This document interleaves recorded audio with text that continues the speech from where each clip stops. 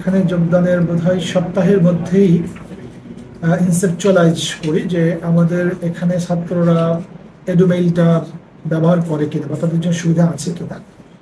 আমি যখন জেনেছি যে এই সুবিধা নেই, তাৎক্ষণিকভাবে আমাদের আইসিটির যারা সংশ্লিষ্ট অফিসার আছেন, বিশেষ করে আমি শাহেদ সাহেবকে বলেছিলাম প্রয়োজন উদ্যোগ গ্রহণ করবার জন্য, এবং 2 মাসের মধ্যে আমরা এই একটা ইতিবাচক ফলাফল আমরা চাই।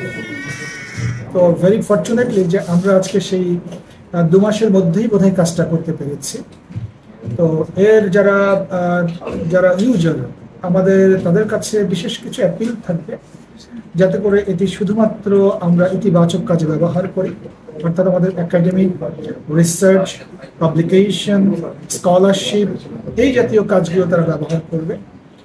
আর এর মধ্যে দিয়ে যাতে করে আমরা কোনোভাবেই এই মেইলের নেতিবাচক দিকগুলো কোনো ছাত্রের সাথে জড়িয়ে না যায় সে বিষয়ে আমরা তাদেরকে সাবধান থাকতে বলব, এবং এর মধ্যে দিয়ে আমাদের বিশ্ববিদ্যালয়ও যাতে করে ছাত্রদের মাধ্যম দিয়ে আমাদের সুনামটা বাড়ে, আমাদের উচ্চতা বৃদ্ধি পায়, এটা আমরা প্রত্যাশা করব। সেই জন্য একটা নীতিমালাও তৈরি করা হয়েছে, যে নীতিমালায় এরই মধ্যে এর প্রয়োজনীয় সংশোধন, বিয়োজন, পরিমার্জন শেষে আমরা এটিকে চূড়ান্ত করেছি, এবং সেটিও আজকে আমাদের ছাত্রদেরকে একটা কপি হস্তান্তর করা হয়েছে।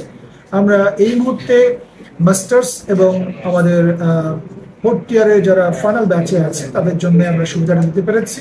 আমরা আশা করছি আগামী 3 থেকে 4 মাসের মধ্যে আমাদের সব ছাত্ররাই এই সুবিধার মধ্যে আসবে। তবে কোনো ছাত্র যদি তার একান্ত একাডেমিক প্রয়োজনে এর আগেই জুনিয়র ব্যাচের কেউ যদি নিতে চায়, সেক্ষেত্রে আমরা তাদের দাবিগুলো এবং তাদের আবেদনগুলো বিবেচনায় নেওয়ার চেষ্টা করব ইনশাআল্লাহ।